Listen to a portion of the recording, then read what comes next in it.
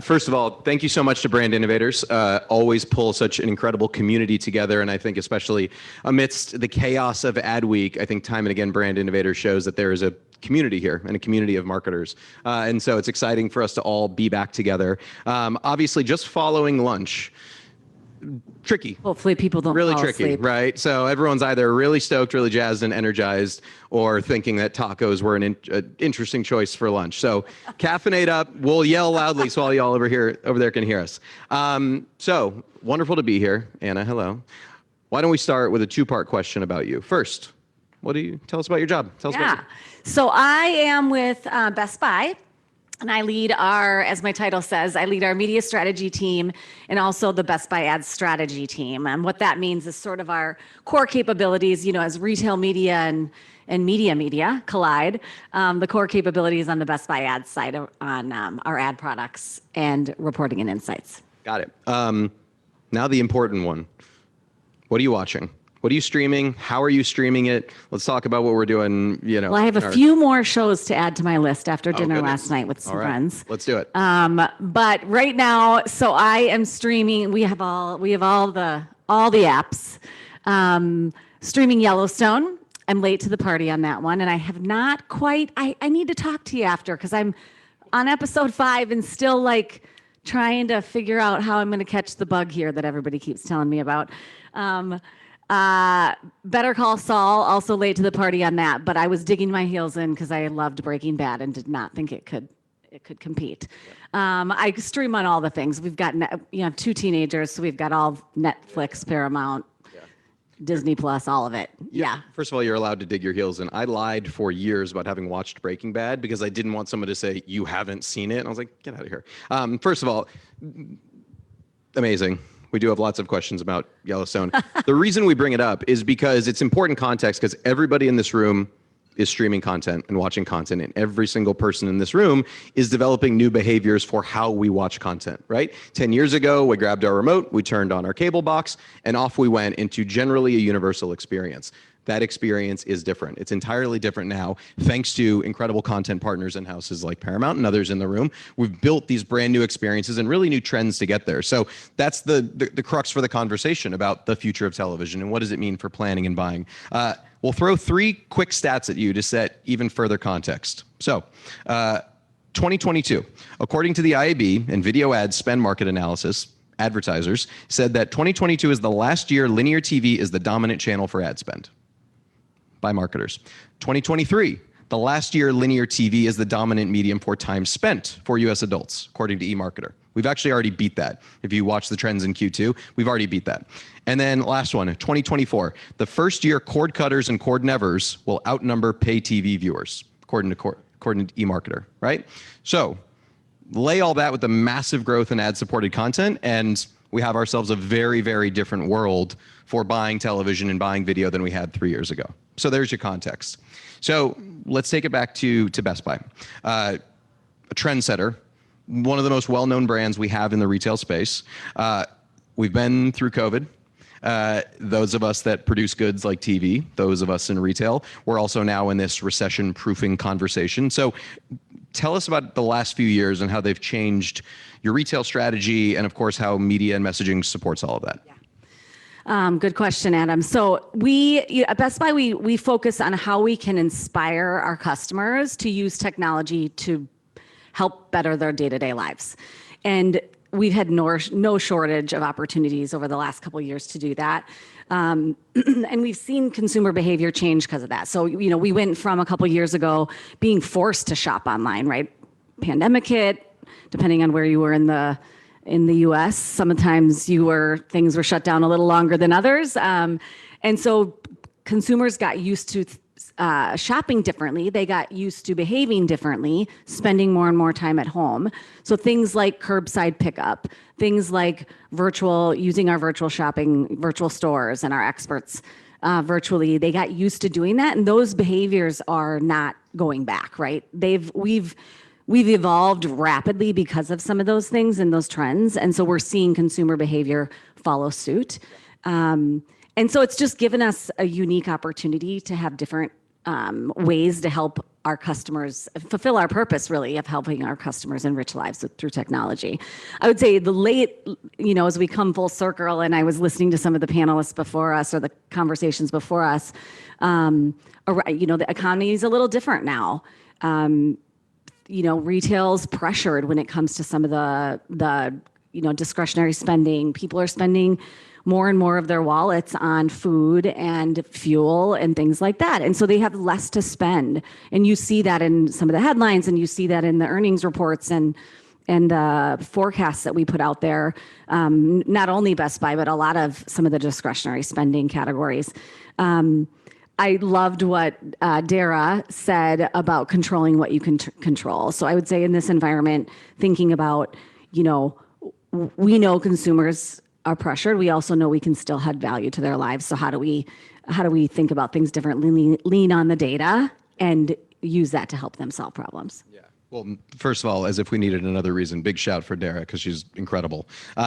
So then based on that shift, right, you talk about sort of the shift, not entirely away from brick and mortar, but certainly more of a focus on e-commerce. How has that impacted the way you talk about products that you sell? Has it brought about new categories that are on the rise that make you think about the business a little differently?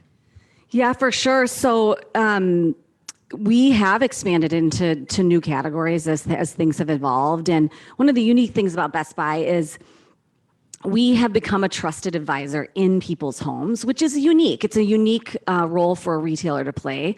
If you think about inviting people into your home, it's your coveted space, right? But because technology is complicated, and a lot of people need help trying to figure out, how do I set up my smart home? How do I get my, as they're building out their outdoor spaces, outdoor spaces became more and more coveted during the pandemic. So people put in outdoor screens and they put in outdoor speakers, and they started to talk to us about other spaces and places we could help them evolve that outdoor space. We acquired a company called Yardbird. And so outdoor living is a huge category for Best Buy right now. Also, another category I would say that's sort of evolved to be much more technology focused is vehicles. And while we don't carry Teslas yet, we do carry a lot of the other electric vehicle things like scooters and bikes, and that's become a big category for us. So yeah, it's given us a way to have a different conversation and serve our customers in different ways. Yeah, I love that. I mean, you have to be able to pivot. And again, I think Best Buy is so central. We in this room, this is a room of technologists and marketers. And I think Best Buy has such a central place in our psyche about retail and products that we buy. And I love enriching lives with technology. It's such an incredible framing for it. So then thinking about that same, media supporting your business, Total Tech, your loyalty rewards program, massive growth in its focus for you. How do you think about that role in the messaging strategy? And I know you mentioned this yesterday, being customer obsessed, which I love, but tell us a little bit about Total Tech and how that plays a role into all this. Yeah. We do talk a lot about being customer obsessed at Best Buy, and again, looking at the data and helping use it to figure out where to go next. So our loyalty program is called Total Tech. We kicked it off about a year ago, almost exactly. And so we've learned a lot over the last year, and it's evolved a lot over the last year. It is year $199 a year, and it's meant to be, think of it as the chief technology officer of your home. You have a trusted friend to call when you need advice, when you need to know when you need somebody to hang that brand new smart TV, or you need somebody to help install some software on your computer or whatever that might be. So some of it's virtual, some of it's they actually come into your home. And then, other benefits like, Apple Care, when you buy an Apple product is, comes with it. You can get special pricing when you shop on .com or in the stores. And so it's just a way for us to continue that conversation. Technology is unique. Consumer electronics is a little bit unique. That customer path to purchase looks a little bit different. There's more time spent up front in discovery, right? Because it's complicated. I've got a lot of choices, and I really don't know how I'm going to make that choice when it comes to whatever, choosing a smart home. Who am I going to be? Alexa, Siri? Who am I going to stick with here? Google? And making those decisions, people want somebody to talk that out with. And then on the back end, after you make a purchase, it's different than, say, some consumables or essentials-based products. You don't just buy the laundry detergent and take it home. you have a lot of questions, right? How do I get the smart TV hung? How do I get all the apps I want on there? Can somebody help me do that? And so, some of the younger generation, they have all the answers, right? Just ask them. But they know how to do those things.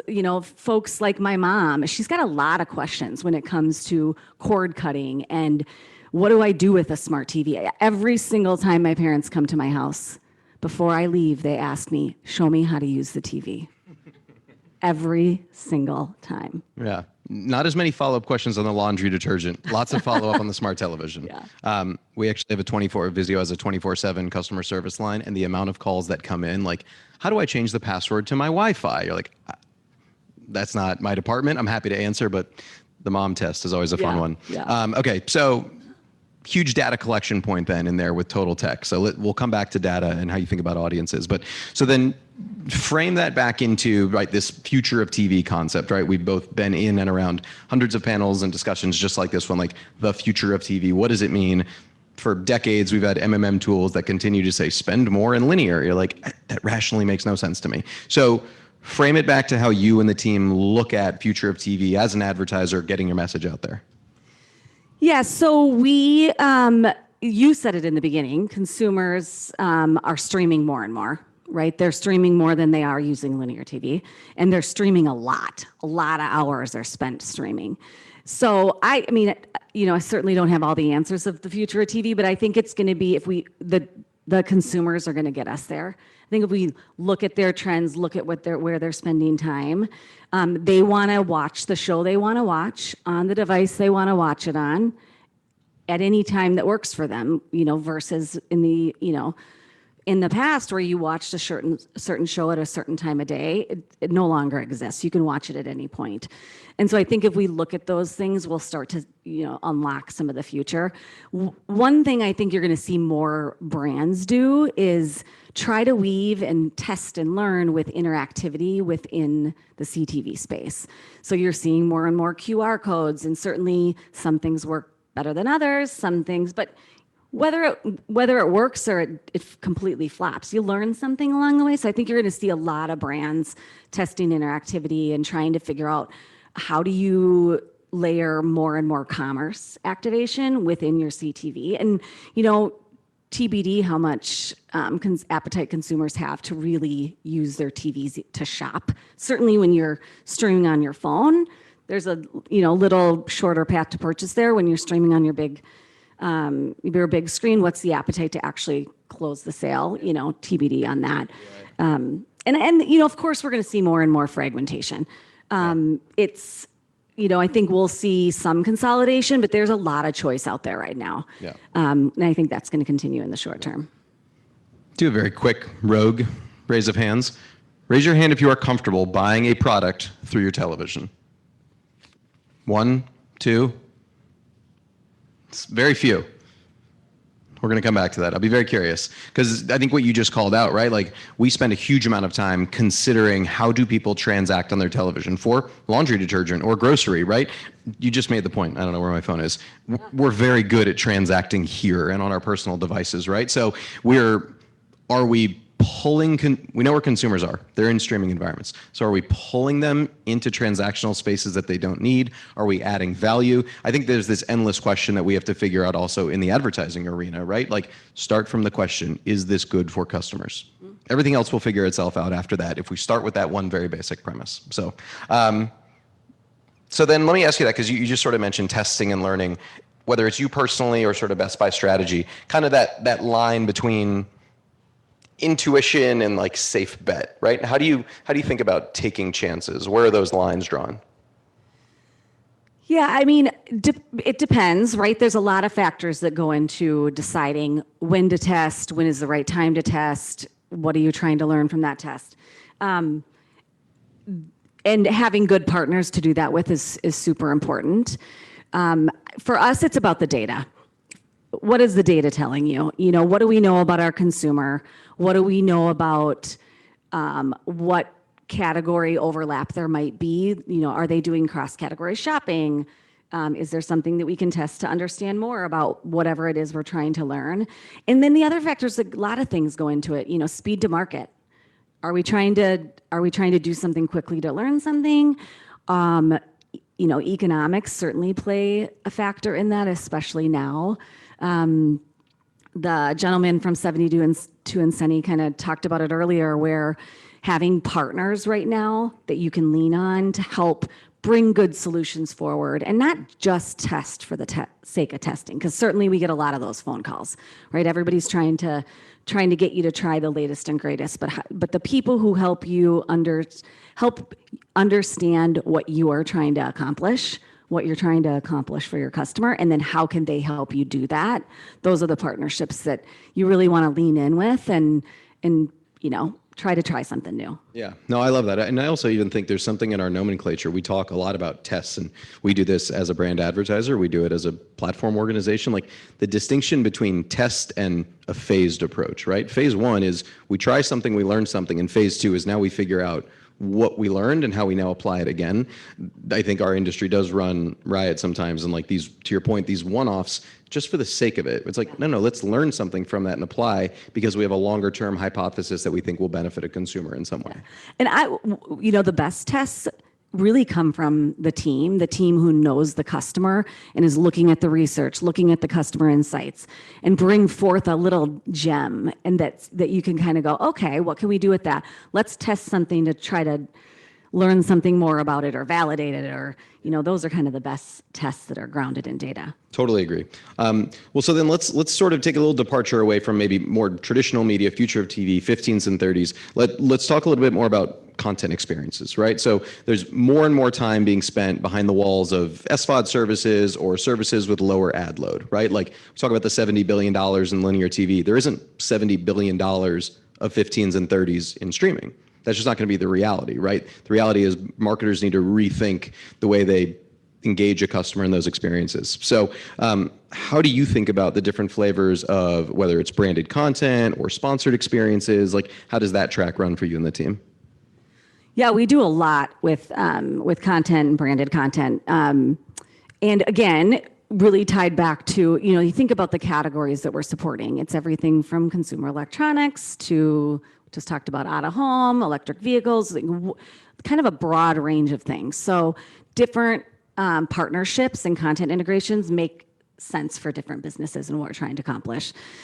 We have done some integrations and that have been great, and we try to immerse ourselves in those integrations as naturally as possible. We don't want to come in and have that integration feel from the person watching it or the consumer watching it that it's necessarily, presented or sponsored by Best Buy. We want to integrate it into naturally. And a good example of that is This Old House brought an opportunity to us to integrate what we call them our blue shirts, our experts in the stores. And so we were able to sort of bring the blue shirt experience into the episodes in a natural way. That yes, people, realized it was, partnership with Best Buy, but very naturally woven in, and it gave us the ability to kind of showcase how a blue shirt comes into your home. What is the value? And kind of show some of that in real life in a very natural way. We do sponsorships, we do content integrations. I would say, you kind of mentioned it earlier, that, trying things just to try things. The best sort of sponsorships that we've had have been ones that we've built on. So we've done a sponsorship of the last couple of years with the NFL around the Super Bowl, and it's a great partnership. We were able to sort of start that when sports kind of went away during the pandemic, and then it was this whole build up to the back to sports. It was a great way for us to align ourselves with a moment that mattered in consumers' lives and the audience of the NFL. And then we're, again, building on that partnership and sponsorship again this year. And so you learn what worked, what didn't work, and kind of know how to build it the next year. Well, I mean, you just said it at the top, right? Authenticity is the most important thread, and Dara talked about it. It's been talked about a couple times today, especially for branded content, right? Like there's a natural organic place there where a blue shirt comes in and helps be the CTO of your home before they pass the mantle for you. Is there some sort of gauge, or is it just your gut check of like, we belong here or we don't?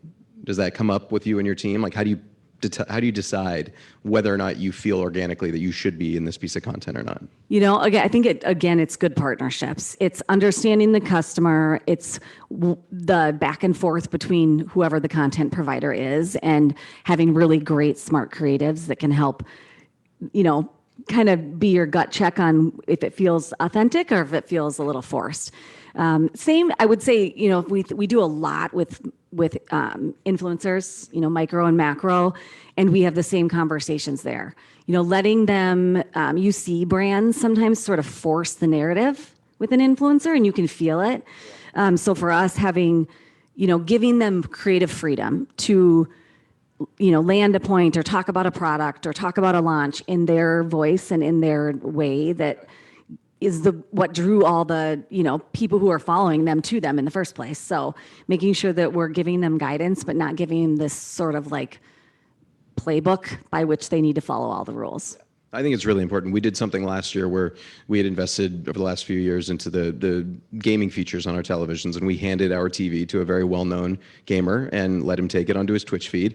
And the original construct was basically, how does he get to surface the features? And we really quickly backed away, and we had to sort of get out of our own comfort zone and say, do whatever you're going to do. Like, we're here to support you, and here's a great television, and have fun. And you could tell from sort of like the dry run before he was trying to plug features versus him just doing his thing, the feeling of it changed entirely. Content becomes better. Yeah. Well, it becomes real, right? To your point, we even say it like, even like branded content, right? It's like, we don't even really want to say that. We want it to feel like we belong here in a really natural way. Right. So then going one step further, and we talked a little bit about data earlier, like, how do you think about either content as a vehicle to go talk to either specific audience groups or specific cohorts? Like, has that been a success, something successful thus far? Yeah, whenever we take a campaign approach, so depending on the audience of the campaign and who we're trying to reach, we use our, tens of thousands of customer attributes and 4,000 audience segments, and figure out how do we weave those into our media plans to make sure we're reaching the right audience. And then also understanding, say, Gen Z or whatever audience we're trying to reach, knowing that they also look at media and advertising differently, right? Gen Z is a little more click adverse. So how do we pick different partners to make sure that we're speaking to them in the way that matters to them, so that we can engage them in a different way? Yeah. No, I think that's super important. And we're going to come to questions in just a minute or two. So prep if you have them.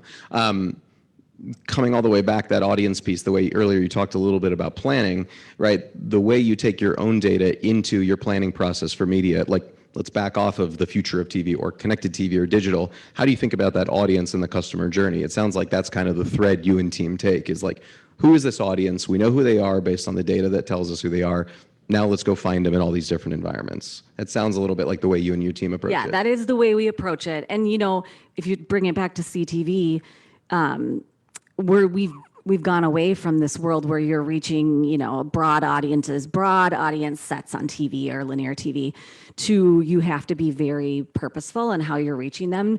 And you can get the same show on lots of different streaming services. So you want to also be thoughtful about how are you reaching them multiple times on different devices and different streaming services. So how do we not get that duplication? So it makes the media planning process a little more complicated, but really leaning into our first party data, our partners, second and third party data, and making sure that we're having a smart audience strategy. Yeah. Yeah. I think that's so spot on. I think we're hearing it from every advertiser now, at least the ones that are really thinking ahead of like, how do I take that audience first approach? How do I back myself off of some of these old patterns? Our industry is not challenged by opportunity. We're challenged by legacy and business choice, right? Like, talk about future of TV, like why more money still goes into television even though audiences aren't there. Like, that's just habit. That's just habitual, right? That's not business opportunity or lacking products. So there's so many ways for us to get out of our own shell here. Quick run, audience questions before we finish up with a couple more from me. There's a microphone going around. Raise your hand. All right, good. I wanted to ask my own questions anyway. Kidding. One more. Just curious your thoughts on clean rooms as things are fragmented moving forward. Like, there's a ton of different partners. Just what are your thoughts on that? There are a ton of different partners. We're on our own journey there right now. And we certainly haven't figured it out, but we have a lot of conversations with, Best Buy is a brand of brands, right? So we partner with some of the biggest CE brands, whether that be Google or Microsoft, Samsung, all of them. And we have a lot of conversations around data sharing and how do we use our first party, both of our first party data, but yet protect it and, unlock the power of it. So clean rooms would certainly help us in that factor. We're having a lot of conversations with a lot of them, but I would not say we have cracked that nut yet. Good question. I think everyone's still trying to crack that nut and figure out the distinction. Anyone else? Okay. So then sort of broadening back out as we sort of head here. What's the thing that gets you really excited about, whether it's internally something you're doing at Best Buy, is there something in the industry, right? Like you get out of bed every morning, you like what you do, like what's getting you really excited today? So did I lose my sound? Did we lose a mic? We'll just pass it back and forth. So for me personally, being connected to the purpose of the brand or company that I work with matters. And so again, at Best Buy, it's enriching lives through technology. I get excited about what technology can do to improve people's lives. And as I think about where we're headed into spaces like health, and I see my aging parents and I see my aging in-laws and I see my kids or my friends who have young children with health issues that require kind of ongoing care. That's a space that gets me particularly excited and does get me excited to get out of bed every day when I can see the meaningful impact we can really have on changing not only changing individual lives, but sort of changing the ecosystem of what healthcare means, how complicated it is, and that's something that gets me excited. From a media perspective, I have a lot of excitement about the expertise and the knowledge and the data that the team has. So often media strategy teams are support teams, right? I need a campaign and I need somebody to come up with really smart ways to reach those objectives. And I think there's really power in building the team to be sort of business driving functions hand in hand with the business. So there's a lot of good data that comes out of media campaigns, a lot of good data that goes into a good media campaign too. So the power of all that together, looking at what worked with the consumer, looking at the trends, how did we drive the category, and using all of that to make it better next time, I think is something that particularly gets me excited around the media space. I love that. Here, I'll do one more. Oh yeah. We lost a mic in there. Well, no, I love that. I think no matter what, like the concept of making an impact, the concept of something that feels bigger than us, it gets your whole team out, right? So then one more then. This is a marketplace full of interesting and talented people, and you absolutely have some incredible people on your team, yourself included. So thinking about the marketplace, thinking about how we grow talent, right? That's been a huge challenge behind the walls of Zoom these last couple of years. Take us out with advice you would give your younger self as you were coming up in your career, or advice you would give to a younger person on your team today who's looking to, start their career, jumpstart where they're headed. Yeah, I'll share some advice I actually shared a week ago with somebody who was leaving the company, and she had all sorts of emotions packed in. And I said to her, like, good for you. She's this great young 20-something. Good for you. Go out, try something different. And she's like, thank you so much for saying that. I'm like, why do you say that? She's like, most people have been sort of a little taken it personally. Like, why are you leaving us? Or, what couldn't you get here? And my advice to her was like, go do all the things. You are in your 20s. If you want to work in an agency, go work in an agency. Then a couple years later, you're interested in ad tech, go work for an ad tech company. Then try a brand, right? Like, do what gets you excited to get out of bed in the morning. And you've got, all the time in the world to spend more than a few years at a company. But especially when you're young and you have that flexibility to move or to take a hit in your salary or whatever it might be, this is the time for them to learn all the things and do all the things that, quite frankly, give you perspective, better perspective, as you move into bigger and broader leadership roles. Having perspective is gold. So the more and different types of experience people can bring to the table. So my advice would be do all the things. I couldn't agree more. And I think every time we have a conversation with our up and coming talent, it's exactly that same way, right? Like the individual who's done the exact same job, the exact same way for 10 years versus the person who's done 3 or 4 different jobs and keeps choosing to challenge themselves. I think that's exactly what you would want to tell yourself, right? Try everything. So, thank you so much, Anna. This has been amazing. So wonderful to get to know you and work with the audience here. Thank you to Brand Innovators for giving us time to spend with the group here and